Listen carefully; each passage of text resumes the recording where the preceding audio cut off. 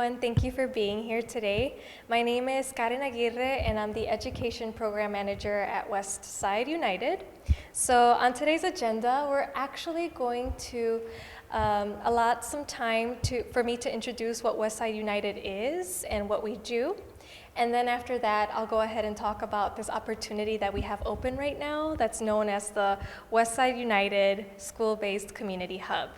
So to start, West Side United began back in 2016 when the hospitals were doing a community health needs assessment that they have to do every 3 years. So basically what they're doing with this report is doing a temperature check on the communities that they serve to see if, what does wellness look like in their backyard. So during that process, they actually found out that there was a problem. So there's a life expectancy gap between the West Side and the downtown area. So if you're someone who lives in the downtown area, your average life expectancy is about 85, which is actually really good. But if you travel just a few miles west from downtown, not even going more than 3 miles, you'll hit West Garfield Park, and that has the lowest life expectancy on the West Side, which is 69.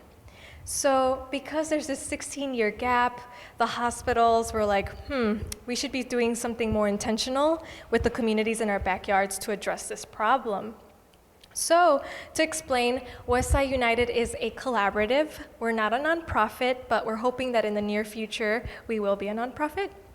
And it includes Ann and Robert H. Lurie Children's Hospital, UI Health, Sinai, Cook County Health, Rush, and Amita Health. And so what's really interesting about this is that hospitals are generally very competitive with each other. And for the very first time, they came together and said, okay, what does collective power look like if we work with each other?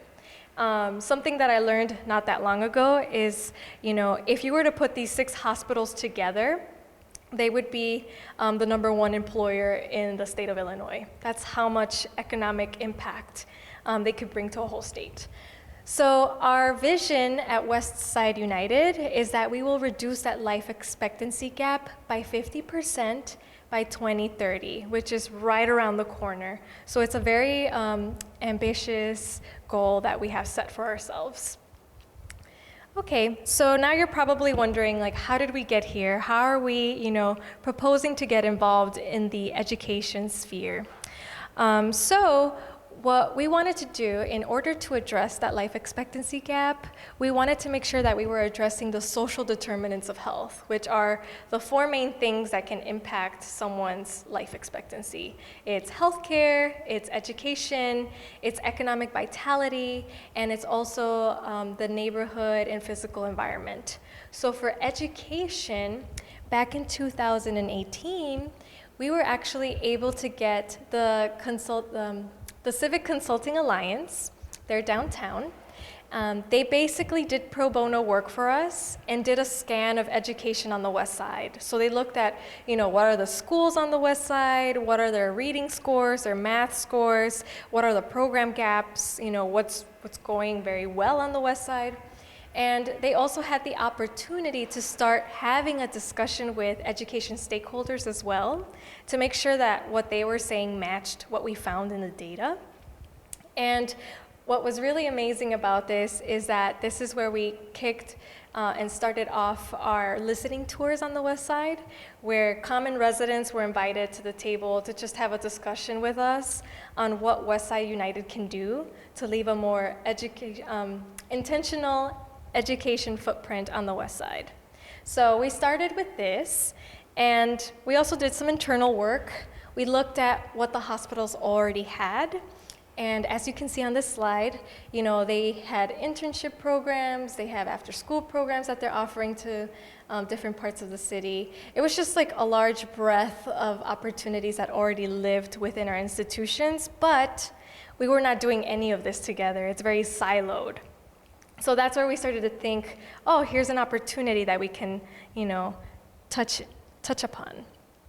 So what we did next is we created an education action team. So in the beginning of 2019 of this year, we convened stakeholders from Kids First, Thrive, and Westside United. We also invited residents from the Westside, youth, teachers, and basically we started to have a more honest discussion about, what can we do as Westside United to address some of the needs on the Westside. And right here on this slide, you can see who our partners were for those meetings. Like I mentioned, Thrive is actually known for their reconnection hubs on the south side of Chicago. And so they were our North Star in helping us create what would be our education strategy. And Kids First, Chicago is actually known for empowering parents to kind of dictate what their kids need at CPS schools. So we felt like we had the perfect education stakeholders at the table, as well as community and the hospitals. So from these conversations, we had 3 guiding principles. We wanted to understand what were the needs of schools and community on the West Side, look at what were the gaps that existed, and also find a way to leverage the assets that live in the hospitals. And from these 3 things, these conversations led to the ask from community to Westside United to help a school become into a community hub. And so since then, we've launched more discussions and created the content for this opportunity. So now I'll go ahead and talk about our school-based community hub. What is it and what does it mean?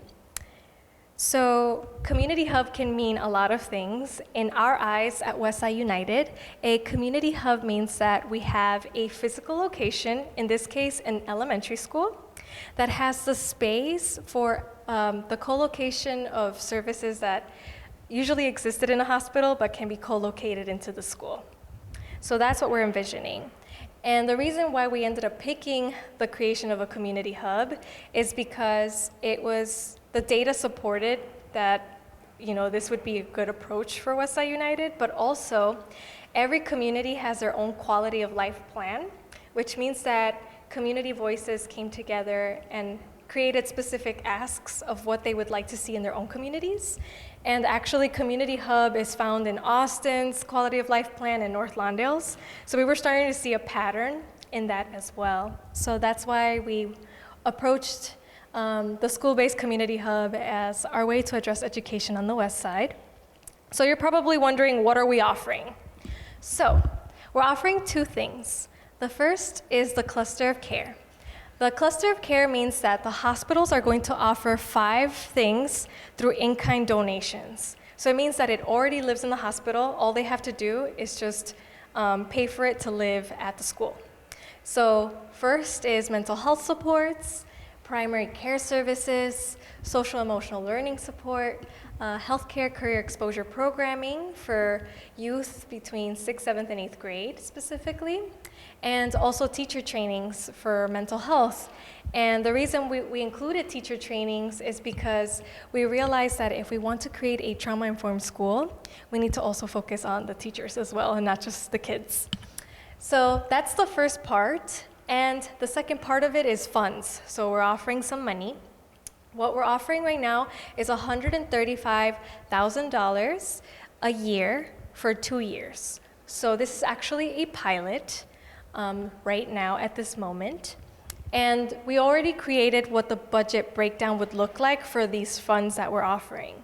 So with this money, for those 2 years, we would be able to fund a full-time resilience manager who will be the person who lives at the school and just helps us coordinate all of these services at the school, but also help youth and families be connected to what's living in the school at the moment. So they have a pretty big job. And the money would also go to support a social worker at the school. And the reason why we included this is because, not that long ago we had the teacher strike. And as you know, they were asking for a nurse and a social worker in every school. And so we thought that this would be a perfect fit. And then the remaining dollars would go through to the teacher trainings, any materials that are needed for the after-school programming that we would bring. So in total, like I mentioned, $135,000 a year for 2 years. And when you look at our application, it comes with 7 parts that you can read through. So the first is you'll see a write-up of who we are as Westside United. That will then lead to a description of our vision of what we are thinking will happen if we are able to do this hub. And in that section, we talk about how we want the end goal to be the creation of a trauma-informed school, but then also see in the metrics how kids are having less suspensions, they're having better access to healthcare, and that overall will help improve, maybe reading scores, maybe math scores, who knows. Then we have the description of the grant, the eligibility, the evaluation timeline, and the questions. So you'll see all of those materials in our packet. That's a PDF online at www.westsideunited.org. And to talk a little bit more about the eligibility, so a lot of people have a lot of questions around this. So what we're looking for are any elementary schools. You could be CPS or a charter school. But the main ask is that this school resides and at least serves 1 out of the 10 communities that I have listed here. This is what we at Westside United consider to be the West Side.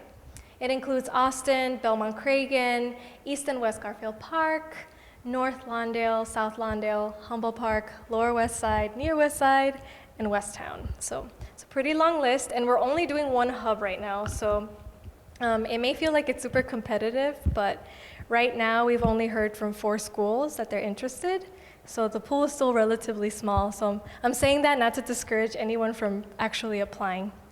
And the other ask that we have is that the schools that apply should be able to demonstrate the need for these services in some way, whether it's through data or just getting quotes from kids and their families about why they would like to have these supports in their neighborhood school.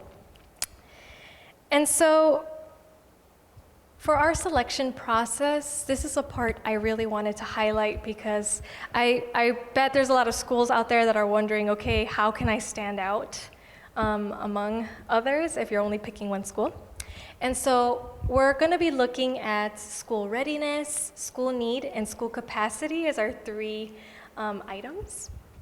And if you look at school readiness, what we want to see in that area is, a principal that's really interested in this, and teachers who are ready to jump in if needed. We want this school to have parent and school council support, because we figured that this would be the formula that allows us to bring in all the programming and not have to worry about, who's going to do what. We want to make sure that we're also getting supported from our end. And the other part is also school need. So we want to make sure that, this is going to a school that, like I mentioned, it really would benefit from these services, and their kids would be able to show a positive impact as a result. And we're also looking at something that doesn't have to be touched, but would be really helpful in this case is if your school were to be experiencing under-enrollment and maybe extra classroom space. So if that's happening, that would be a sweet spot. The intent of the school-based hub is really because community was telling us we're afraid that because we're experiencing low enrollment, our school will get shut down. So in a way, our supports are to help keep community calm, but also have a positive outlook and think, oh, what happens if we bring services and then more kids start coming to the school again? So that's our main motivation behind all of this. And then next, school capacity. So we want to make sure that there's space for a kid to have a therapy session, whether it's an empty classroom and whatnot. But we also want to see a school that's able to showcase that they've been able to have successful programming before. So in the application process, there's a question that asks you to list at least 3 programs that you've had at your school that you think were very successful.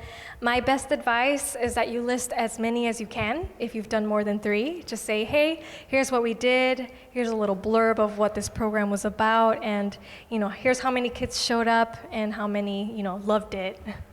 So these 6 things would really help elevate any school in this process of selection.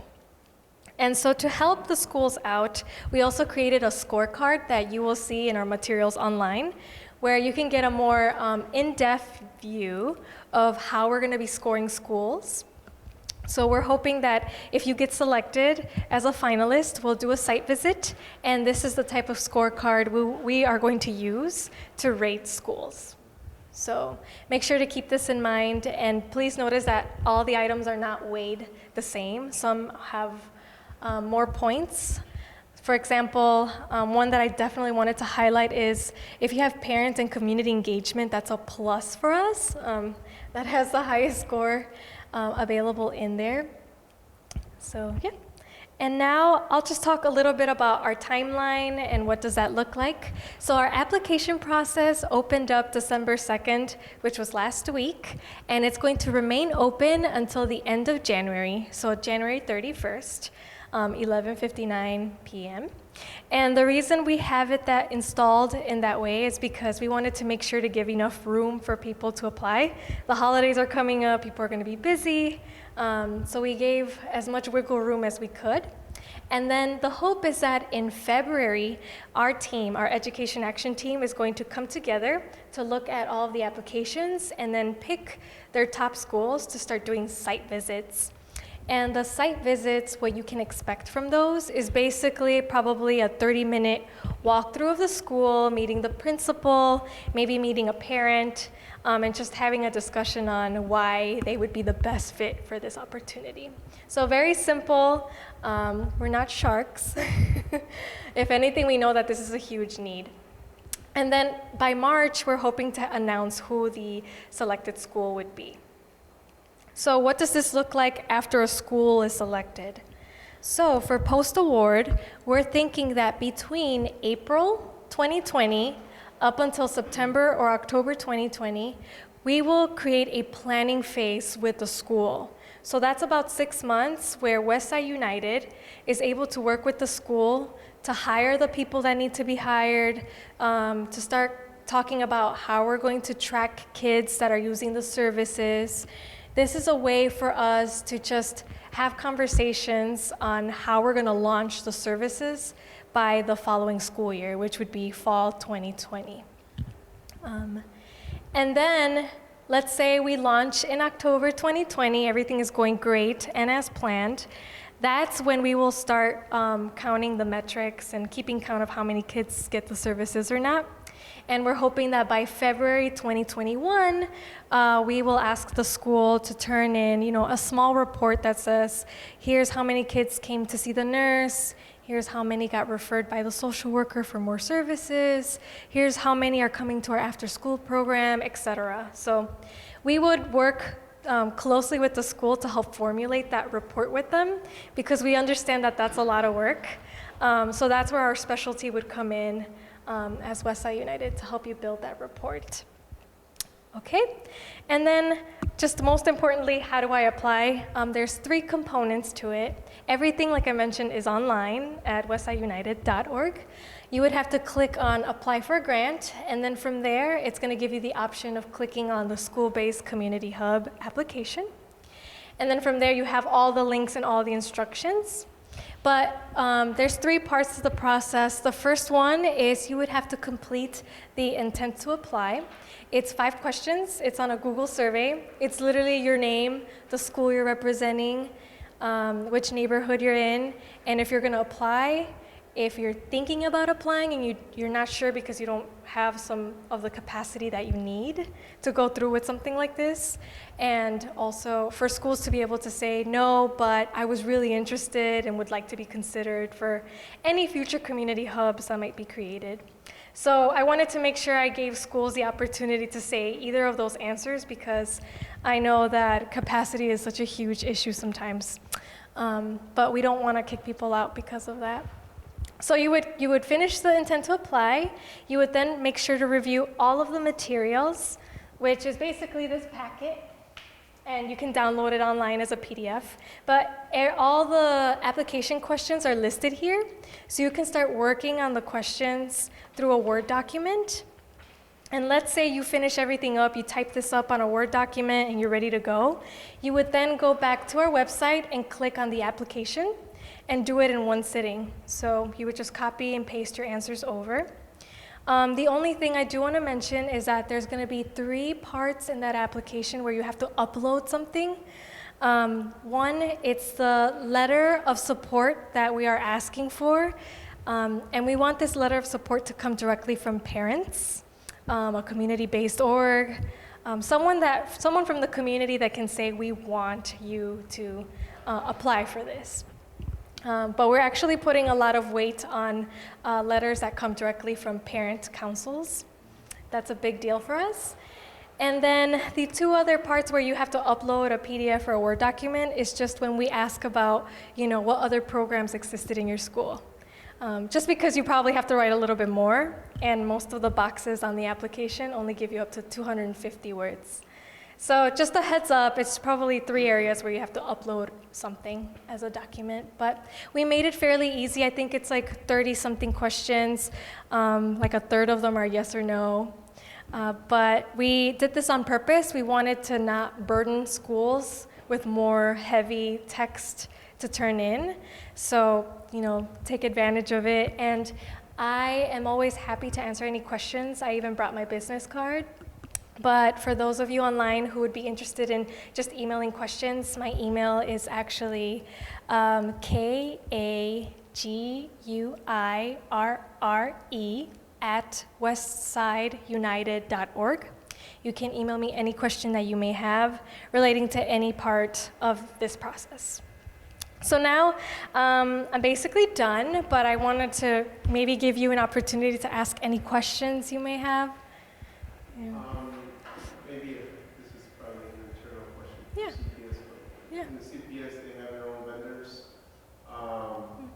But there's sometimes it makes it really hard to, I have this issue right now where there's this particular social emotional assessment tool that is available out there, but the problem is that the vendor is not approved by CPS.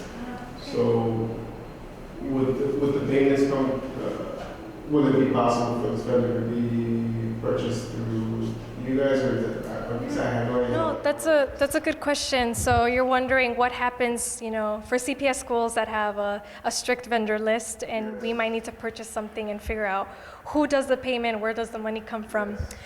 So that's why we have those 6 months of a planning phase, because once we select a school, whether it's a charter or a CPS school, we would then have to talk about what's the best process.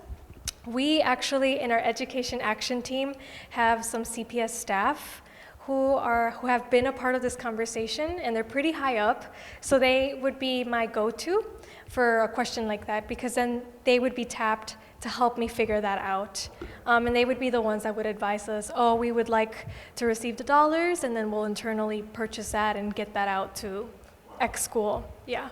So we are set up in a way where, if we need that support, we can ask for it.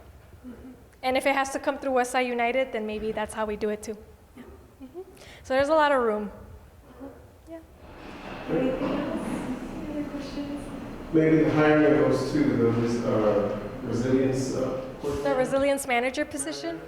Yeah. So that hiring process for the social worker and the resilience manager would be done together with Westside United and the school, because we want to make sure that both parties are happy with whoever's coming in. And that's our way of making sure that we turn this into a collaborative approach as well. Yeah, that way everyone's happy. Because we've been told about scenarios where someone else hired outside, brought them in, and the school said, this person is not for us, it's not working out. And we want to avoid that. Yeah. Mm-hmm. Yeah, no problem. All right, well, thank you, everyone.